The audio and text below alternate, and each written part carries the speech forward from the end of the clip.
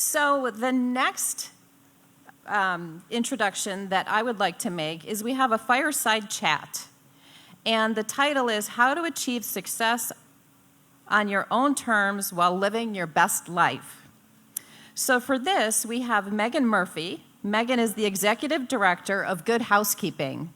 And prior to that, she was at Self, and then before that at Cosmo. So welcome, Megan.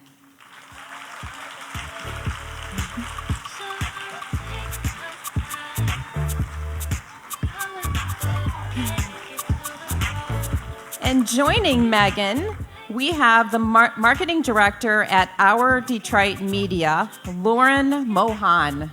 Welcome, Lauren.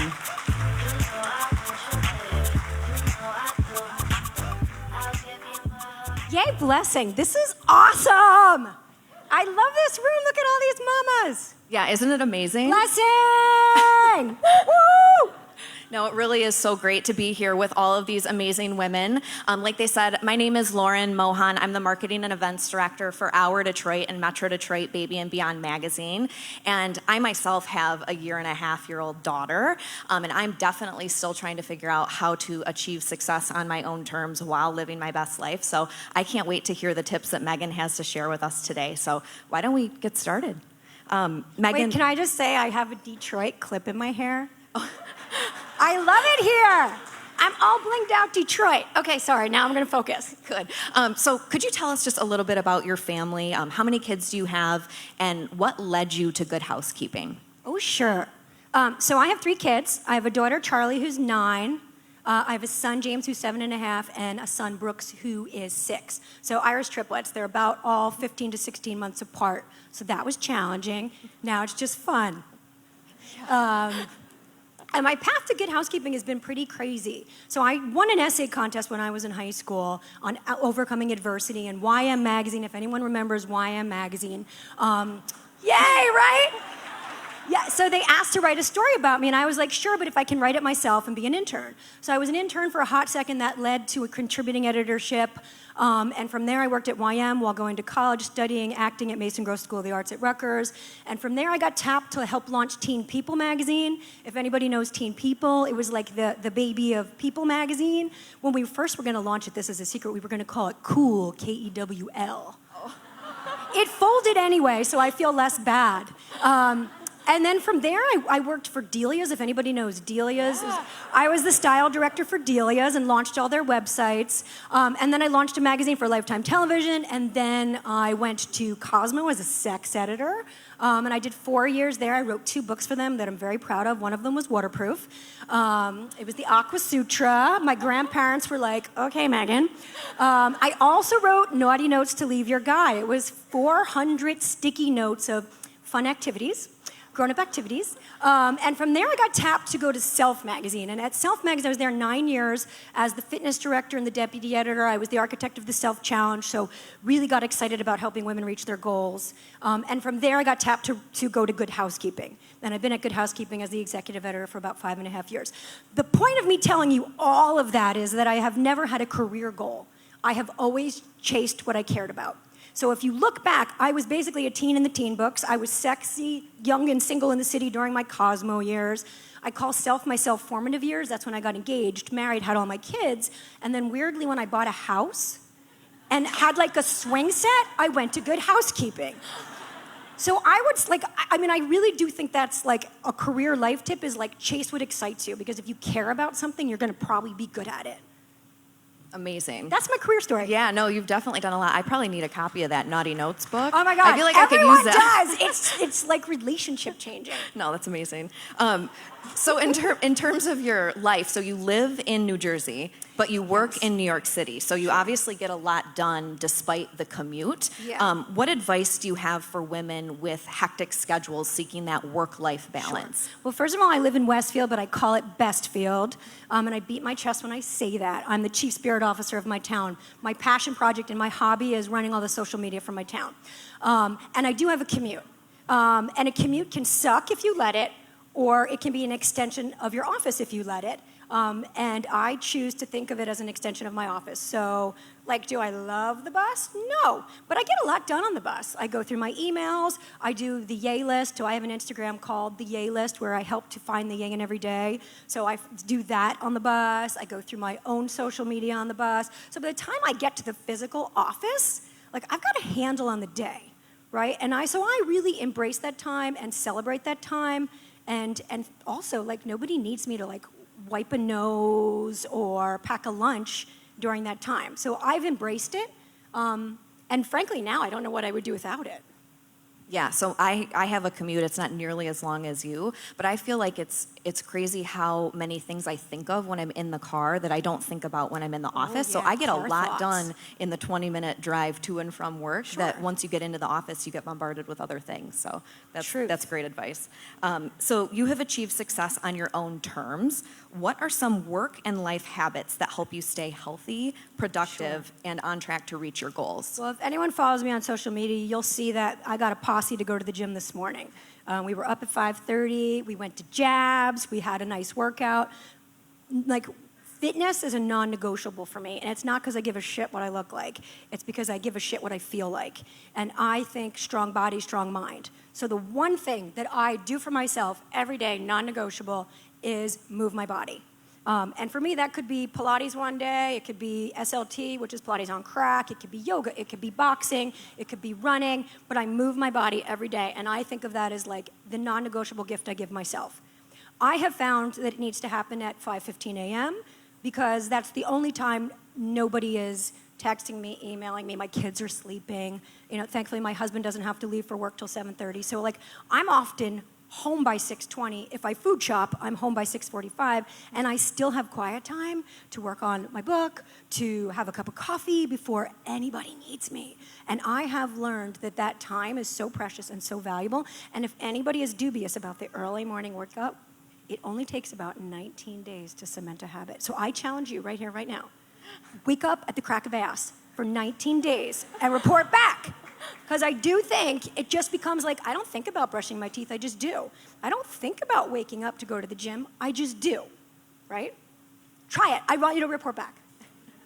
Do you have a favorite workout? It sounds like you do a lot of different things. No, but- I cheat on all my workouts. If I do too much of any one thing, I lose interest. So I really bounce around. And for me, it's very much about community. So I have what I call my good vibe tribe, and we meet up at different gyms. It's like, okay, what are we doing tomorrow? Alpha Fit Club. And like then we're high-fiving. And I feel like I'm going for drinks, even though there's just water or coffee in my thermos, promise. But it's like that, it's like solid female bonding time. And like people who know, like I'm like this, like you want to hang out with me? Let's do it at 5 a.m.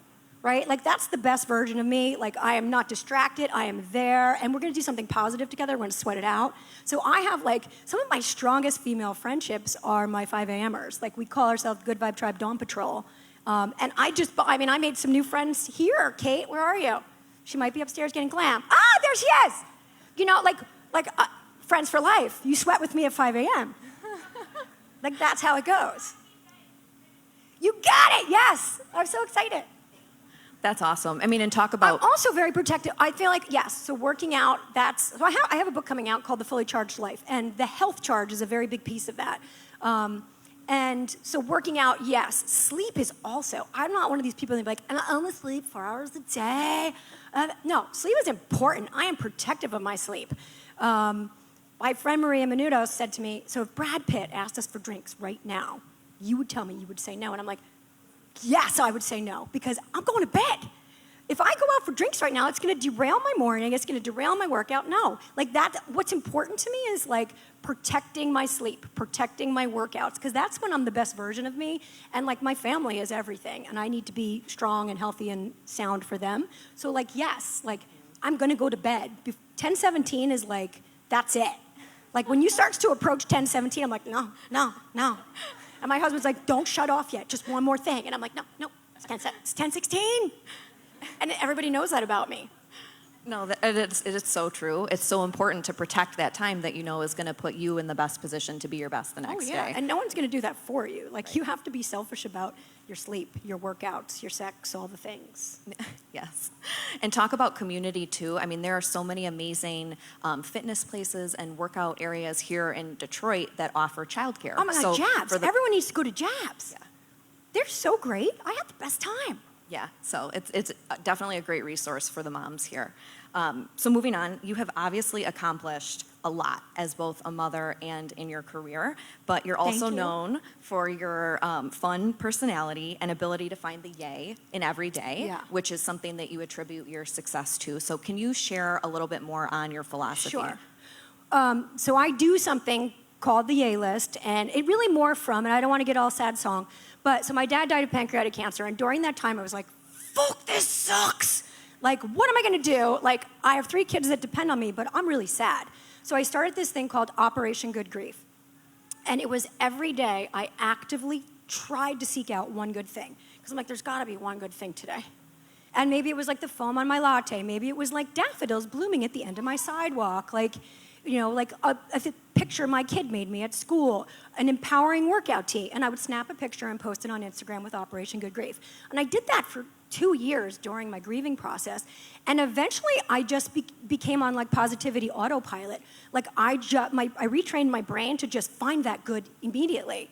But as I was working through my grief and kind of feeling like I was in a stronger, better place, I didn't want to call it Operation Good Grief anymore, so it sort of morphed into yay. So it was sort of, I'm going through the same motions of like, where's the yay? Find the yay, finding the yay. So I just changed it to the yay list. And if you follow me on Instagram, every day I create a yay list that sort of celebrates like the really awesome things that happened that day. Because I think our human tendency is to default to the negative, to see the bad. But if you sort of retrain your brain to focus on what's awesome, you just begin to see more awesome. And that awesome starts to find you in really neat, exciting ways. That's great. And one of the things I like to say is I wear this necklace with Grumpy on it because my nickname as a kid was Grumpy. People laugh about like, what?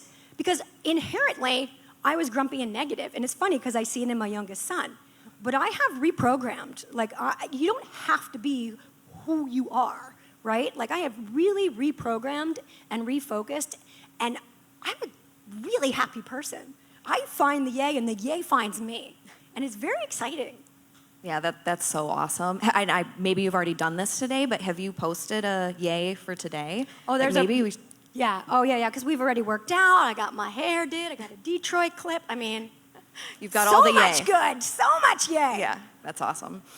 So next we have a question from someone in the audience. This is a mom who says, I really don't appreciate myself, and I find myself comparing myself to other moms and often am jealous of their accomplishments. Do you have any advice for how I might be able to change that? Well, for starters, if you don't appreciate you, no one will, right? And what's the saying? Comparison is the thief of joy. I mean, I'm really working hard to teach my kids that. But then I also think of jealousy as a gift, right? Because if somebody makes you jealous, you might need more of that in your own life. If I'm scrolling through Instagram and I'm like, oh, that bitch went to Hawaii, right? Like, why do I feel that way? Does that mean I need a vacation?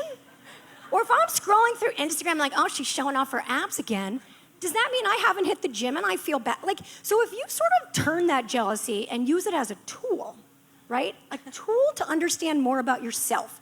Because everything is real. Like, at the end of the day, if someone hates me, it's about them. It's not about me, because I'm pretty likable, right? I like me. And if I like me, I don't give a shit what she thinks, right? So use that jealousy as a tool. And then learn to appreciate you, because if you can't appreciate you, no one can.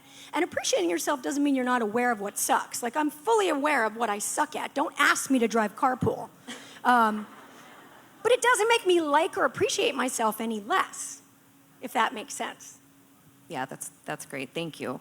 Welcome. So I feel like we've obviously gotten to know a lot about you in just a short amount of time, but we wanted to do some rapid fire questions just to kind of close things out. I think I know the answer to this first one just by following your Instagram. So are you a night owl or a morning person? I'm an everything person, but I really like the morning. All right. Coffee, tea, or juice? Coffee. What do you do in your spare time after the kids go to bed? I hold my husband's hand and pet the dog. Oh. And then I go to bed at 10:17. There you go.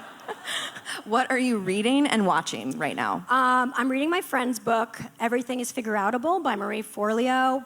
Everyone should buy it. She's a good friend of mine from back in the day, and she's pretty badass and inspiring. So if you're not reading Everything's Figure Outable, highly recommend.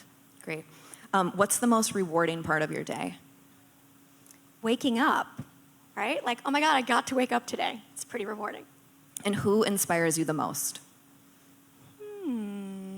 I think that people who give back as much, like people who give as much as they take, right? So people who are giving back, doing great things, but also giving back. Like my friend who started Thrive Cosmetics, she's such a badass, Krista Bodner, and now she's got this billion-dollar business, but the whole business was founded on the premise of like giving back and naming her lipsticks after women going through cancer treatments and donating product to women going through cancer treatments. So it's like, those are the people who inspire me, people who give.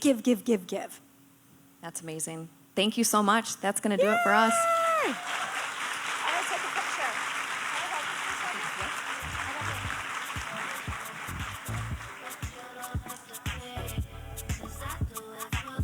All right. Another yay moment. Thank you, ladies. That was awesome. And I am listening to Everything's Figure Outable. Love it.